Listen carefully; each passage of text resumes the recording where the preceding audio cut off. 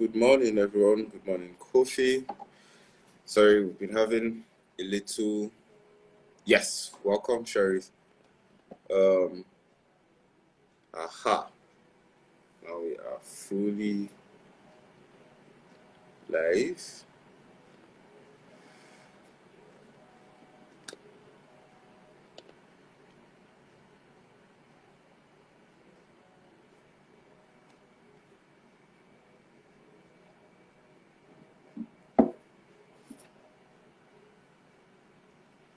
Sharif, I've sent another invite. Don't know why it's bouncing this way. Accept. Okay. Did that work?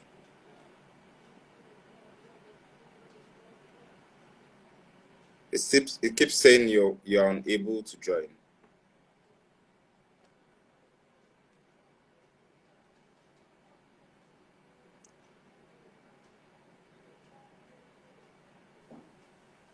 Hey, we made it. We win. Pardon, bro. Good to see your face again. Same here, same here. It's good to see you too. All good, all good. How's it going on your side? Fine, pleasure to finally get you here. I don't know, network connection has been problematic. I don't know if it's the app update or something else. Well, great to have you here. So, good morning. Same here. Great to be here. Welcome.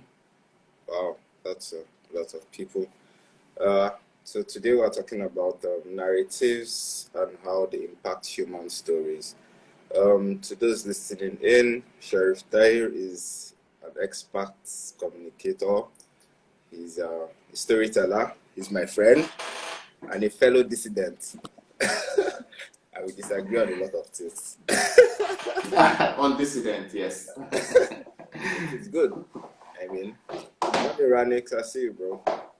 So we're talking about narratives and their effect on human stories. I think this came up because you were the best person to have this conversation with, because I mean, we've all been seeing how our modern day internet is spreading things. In our last conversation, we tried to talk about ideologies and the drive. I mean, for me, from my perspective, things have been insane. Yeah, I know some things are supposed to be disrupted, but it's almost as though we're all just in this very wild rat race, and everybody's chasing the next big trend, and the trends keep coming and just keeps directing us to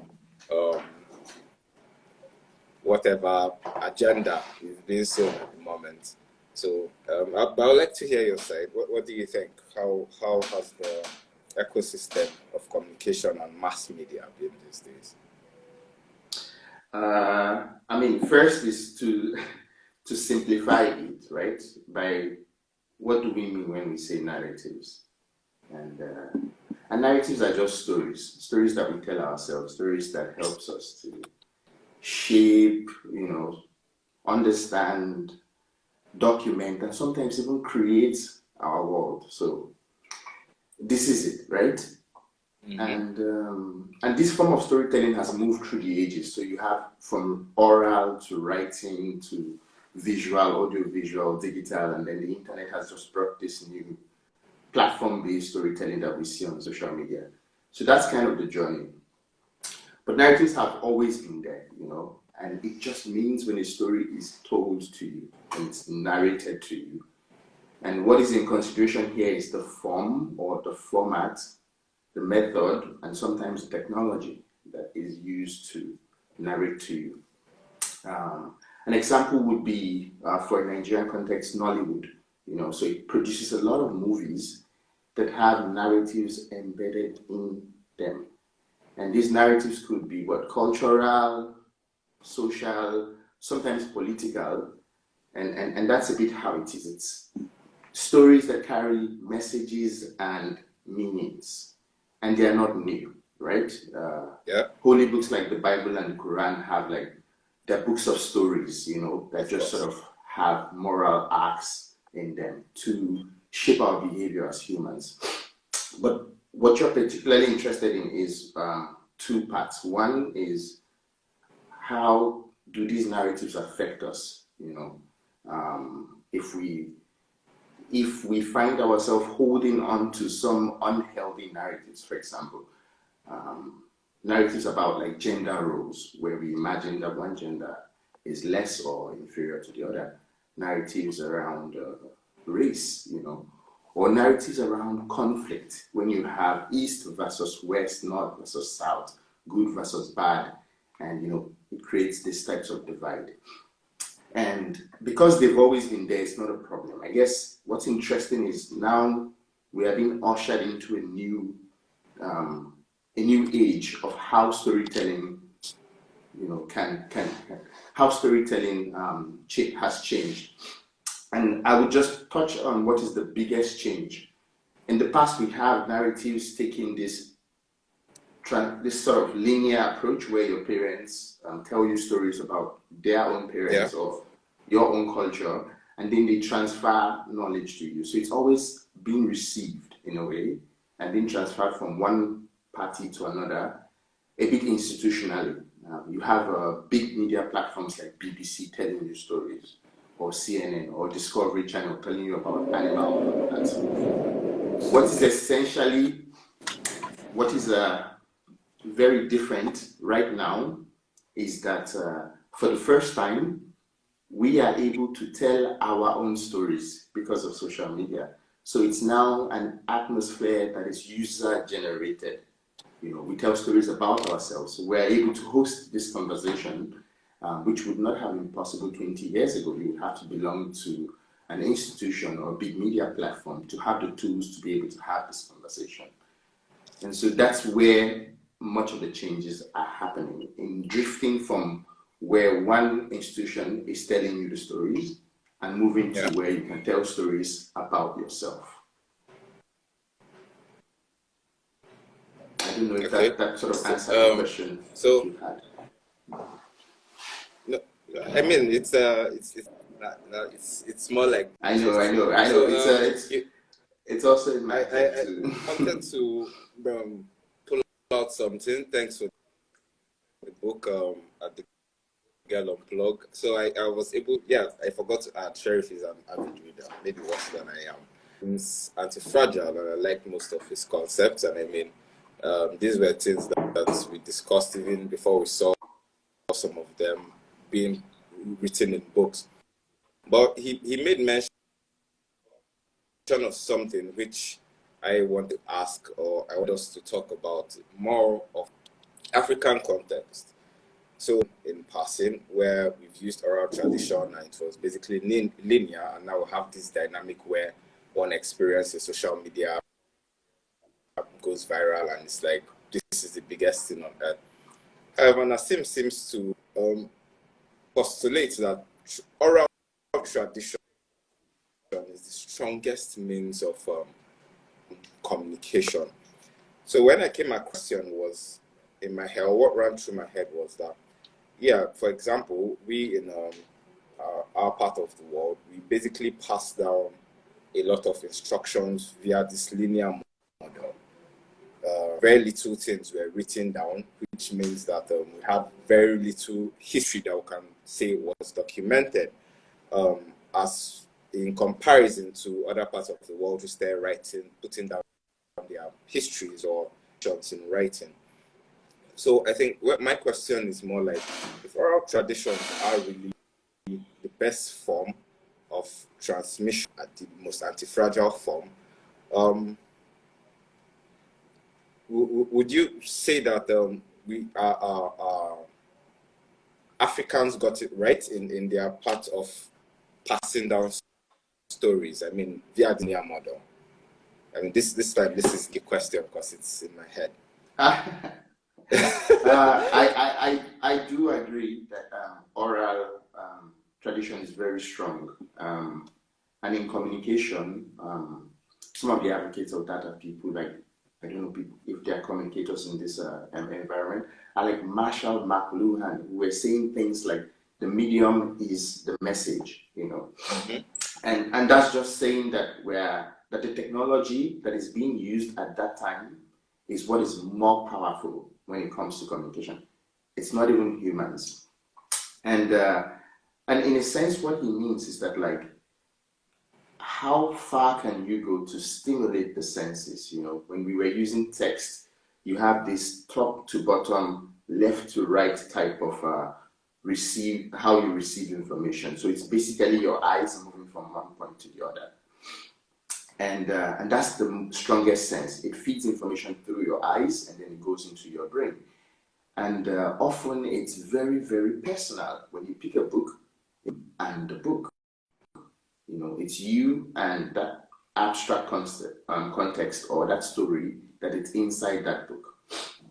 Whereas oral tradition, even in Greece, for example, in the old, or in Africa, as you say, stories are told in a way to stimulate more senses. So you sit by the fire, you have a grandma, sometimes it's music or drums, and then like it follows this rich, robust way of transferring information. And then it retains itself in these stories between people who sort of pass it down. So true. It's a very robust way of telling stories.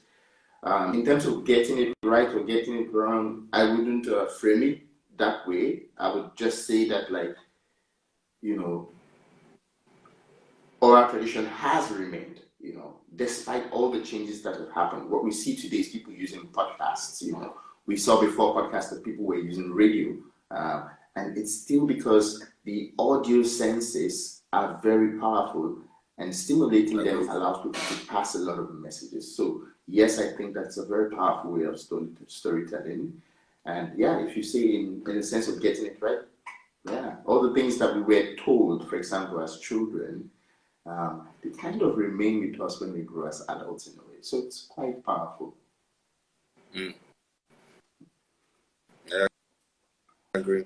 Okay, thanks for that part of the reason I raised that context, I mean, at the end of today, I'm hoping ways which we could use what we our senses are accustomed to pass down messages. I mean, a lot of things going through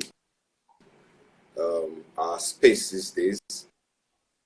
If you still ask me, even while I'm taught, I mean, in one context of maybe we should have written down text where everything on social media is still basically word of mouth and still oral tradition.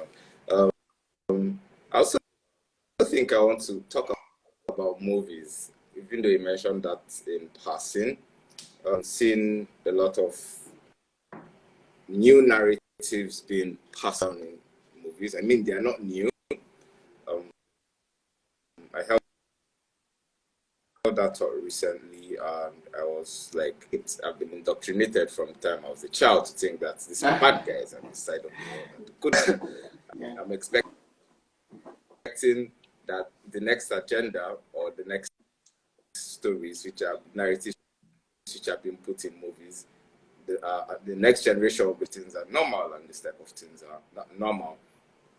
It's more of the usual argument of the nature-nurture system.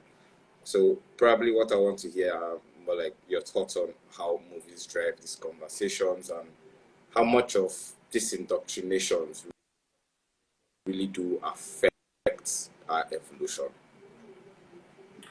Okay, for movies, yes, movies are in themselves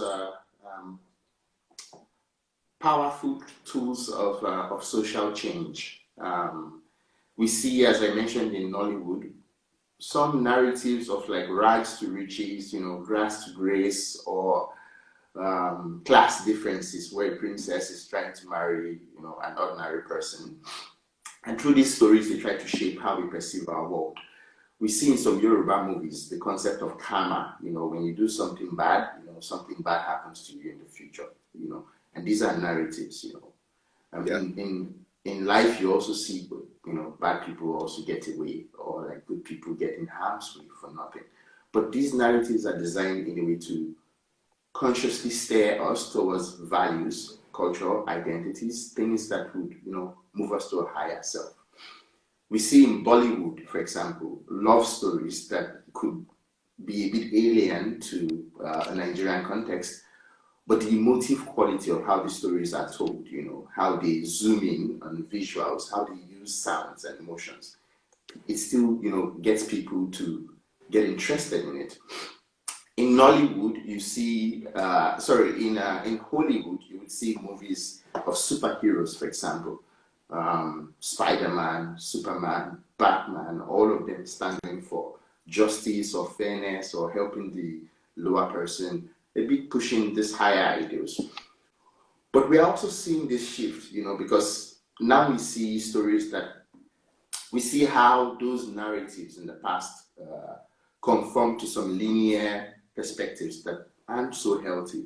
We thought of superheroes as only being men in the past, but now we have Wonder Woman, which is a very good narrative to show women, girls, that you can be a superhero. You don't have to be a man with penis to save the world. You can save the world as a woman, And this is a change in narratives. I read somewhere that it's changing so fast that we have so many heroines, and very few villains. So you don't have so much, you have the men as heroes chasing the men as villains, and then you have the women as heroes also chasing the women as villains. And that author was trying to say we don't have a lot of female villains in our narratives, and he thinks that this isn't so healthy. We also see how it's shifting, We realize that really you cannot be Superman because it's a fictional character, right? You cannot be Spider-Man, it's a fictional character. But what can you be? And new narratives like Thomas Shelby starts to come up, a criminal who runs a criminal organization that protects his family. So you have these new types of narratives springing up. And in a whole essence, the movie industry, just like the cinema, just like oral tradition of the past, all of these are environments for shaping culture and behavior. And the stories that we tell through these mediums, these stories are also addressed to us. These stories are a part of us as well. So yeah, it's really, really changing in movies. You would see that heroes are not so much what people are moving out after anymore. Marvel, for example, brought a super villain that everybody still liked. And that's a bit the shift that is happening. We are seeing a postmodern approach where people are now breaking down what we thought was how the world is and then constructing it into our own realities in a way. That's if I want to add to that, I think if I just want to add a bit to that, what is interesting for me, and I'm leaving this as a question for a lot of people, is who is shaping these narratives now? I guess that we are slowly moving into this new era that is corporate driven. So you have corporations setting the agenda. When you're on big platforms like Facebook, that is bigger than India, China, or Nigeria, but it curates all the information that you see on your feed. Facebook becomes the storyteller, or is it the algorithms that are being written by Facebook to select what you see, So the question that I asked recently, and that's the thing that I spend a lot of my time doing, is who's telling the stories, And if you then look back at who's telling the stories, it prompts you to the area that I'm also interested in, and is how do we tell better stories, for example. And there is no direct way to do it. There is no template to do this, There is what I would say being conscious. Which is interesting because great. Well, one of the questions pops up in my head is always like someone is directing what it is. Example, how our breakfast culture basically changed from what our gin by 6-7 a.m. thinking that that's the natural way, and then we don't find that our bodies cannot digest these things on time, and it was basically a narrative sold via advertising, because this was the industrial revolution and people needed to have energy to work and to lift things. And so, I mean, you have to eat in the morning so that you don't say you're hungry in between work, and because you need to build these weapons, and you know, and I also think that constantly corporations have always engineered a lot of narratives, and so this is what I think brings. Yeah, they have. Me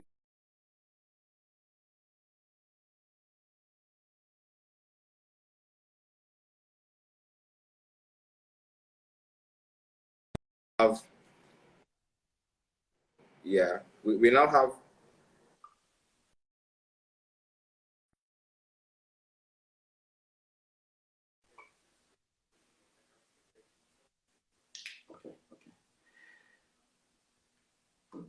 Okay, okay. I guess just pick up on what you were saying.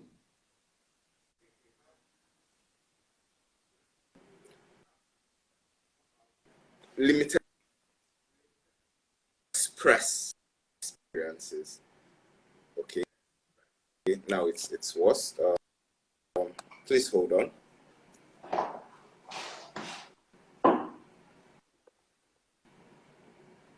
Okay, I think we can restart.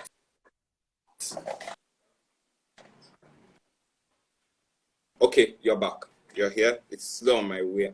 Okay, yeah. Well, we now have limited ways of expression. Most times I feel like I'm living in George Orwell's 1984, because what now means different things. And I mean, language is the way that us humans out what our emotions are, how we guide emotions, and then this screen of what we use as social media basically now helps limit what the emotion behind what we're saying. So the observation is we are seeing people who have narrowed consciousness of being express an experience in a way that I understand your story, but it's more like we're having blocks and blocks of context. So how do can say which is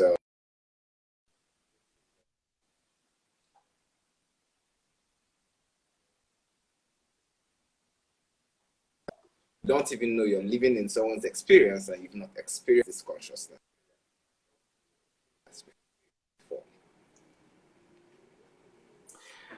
I mean, the first thing that will come to is what I said is being conscious, right? Being conscious of Is that the technological tools. Yeah, what about that?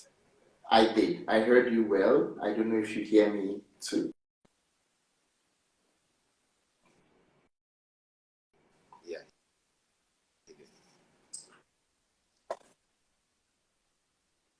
Can you hear me?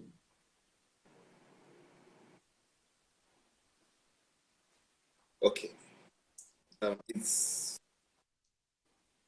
There's a lag, but it's good. Okay, so I would Who knows? Maybe the corporation shouldn't tell our stories. I'm gonna and speak. And here's it. The thing is that it's being conscious. That's the first way to start. Being conscious of the type of technology that exists and what the technology can do. Being conscious that we can also shape this technology. For example, in many countries, these countries have policies that allow these corporations to behave differently. You know, the amount of information, for example, that is being taken by corporations like Facebook in terms of our private information is huge, or Apple is huge. Aware and being conscious of this, that's the first part. Also being conscious of how we contribute to the storytelling that is out there. For my Instagram feed, for example, when I go in, it's very curious that every time that I go in, what I see is politics, gossip, dance, violence, some ass shaking, and this is what just sort of goes down the field. And then you have a lot of people putting out philosophy. And that's much of what the content that I see, and that's my field, my feed. Other feeds could be different. So it's being conscious of what type of stories we are contributing to this new digital arena. So conscious of the technology, conscious of how we respond to the technology. And then the third part is being conscious of how we can tell these stories. I know that protesters leverage on stories to activate audiences for the Black Lives Movement, for example. They told those stories so vigorously, so vividly, that it then forced people to act. We saw the same thing in the NSAS movement. We've seen it in Occupy Wall Street, or in the past Occupy Nigeria. So these narratives and these stories and these tools, they've always been there. It's how we understand them and how we use them that is most important. And it starts by really being conscious of them, being conscious of how it works. You and I can have a conversation on WhatsApp, and then you go on Facebook, and then you see an advert that is talking about the thing that you talked about in WhatsApp. So it's being conscious of that, being conscious of how is this happening?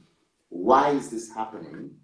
And how can we sort of direct it? I see a comment, being conscious of technology, how we respond to them, and how we contribute to this. Thank you. Yeah. And for me, this is that consciousness, that self-awareness that we are in a new era of user-generated content. It's a new era that also what you say can be held against you. In the past, you would just say to your kids or your grandkids, and people would recite it in reflection of, like, my dad said this, right? But it's not in the digital public. Here, it's very different. You do really have to be conscious. So I think that they've always been here. These changes have always been here. Take writing, for example. I read somewhere that when writing came, it completely changed the ecosystem. Before writing, people were not so conscious about their identity. So when writing came, what it did literally was separate people into different cultures, and people began to become more nationalistic. And this led to the forming of states that has shaped the world that we know. And that's what writing has done. And this is a new era where we have another technology being ushered to come and meet us. So there will be changes, but I think being conscious and sort of planning and consciously directing it would be a first start, I guess. Lovely. I mean, on writing, most of how we write these days have evolved from a long place. And speaking about consciousness, which is important, the kind of things, I think a lot of the technologies or the mediums which permit us to design context of what truth is. And I mean, we know that truth is not always black and white, it's not always right or wrong, it's what survives, what basically survives, and what we can. And I'll also say we've come into that era where most of our narratives are chosen for us. Like, I think I'll prefer that word. I'll prefer to use react. And most people are not really conscious of this. They're not really conscious that ours are naturally engineered for us to react to fear, and instead of just reacting, slow down to pause, respond, ask who is passing this message, why this medium. And I mean, yeah, it sounds like it cuts away a lot of the fun, but like your feed, I also see a lot of things in the ways which my feed is evolving, and I'm seeing that we have very limited stories. It's more like gossip, and yeah, I'm one of those who actually agree that gossip is basically the way the kind of gossip we give. It's more like it tells what the current culture is. So it's still there. It feels like narratives which have been shaping the world, and the ecosystems are basically put inside some kind of box. Like we're handed this and said, okay, at this point in time, react this way, and everybody reacts this way. At this point in time, react this way, and before you finish thinking about that, you're like, oh, there's this new dance challenge. I mean, we're still human after all. You have to look at things, and it's like, yeah, focus on this dance challenge. There's nothing else going on in the world, and next second you're pushed into fear. I'll also say this, even though it's on digital, but I mean, it's been building up slowly, but it almost feels like in the last 2-3 years, we've just been engineered into this place where it's tense fear and everybody's feared, and in the next 5 seconds, everybody's told to and react this other way. So it's more like we don't have I mean, wide range I of hear you. experiences. So, I yeah, hear you in terms of the agency that we have in how exactly. this Limited digital agency. tools. Yeah, and there are people out there who say that we do have agency. That even though these digital tools pass their message to us, the meanings of the message are left for us to interpret in a way. I don't want to believe that we are so helpless, in the face of these technologies, that it then begins to shape our reality. I think that we also participate in how our reality is being shaped. This conversation, for example, is a way of participating in how our reality is being shaped. I do see how these giant corporations are able to set the agenda, in also with the feed in the feeds that you see on Instagram, for example. It's now about Ukraine, and it's a very big issue. It's a very big issue. But that's the agenda now. That's the digital agenda. That's what you continue to see every time you go online. And then within that agenda, you can already delineate the narratives. Depends on where you are. If you're in Moscow or St. Petersburg, you might be having a different feed from if you are within the EU or if you are in the US. And but just because these feeds are there doesn't mean that they instantly shape you. You can also decide to say, oh no, I want to dig in a bit and look for more information that will inform me further than what I see. And that's really where I was sort of touching on that, like we can become more conscious, that there are specific algorithms behind that shape how we behave, and we can behave differently to those algorithms. I also sort of have hope in the human nature that we are so dynamic, so super dynamic, that we continue to change, and there is no formula out there that really studies human beings. I know that 60s, 70s, and 80s people or 90s people have a different behavior from how, the millennials or how they behave. The things that interested me, for example, are not the things that interests the next generation that is coming up. So it means that, these mechanisms will also continue to evolve as humans themselves evolve. It also brings into question how we see technology, technologies are designed with a certain philosophy behind them. And we have to be aware of the philosophies that are behind those technologies. Um, for technologies like Instagram or Facebook or some of these new big platforms in general, they are designed with a very digital architecture that is different from how we understand them. Yes. These are also corporations. These are corporations that are profit driven. These are corporations that don't take money from you for getting on Facebook. They don't take a dime from you. As long as you have internet, people will give you. So what does it get from you? Because it's still a corporation. And what it gets from you is its information, its data.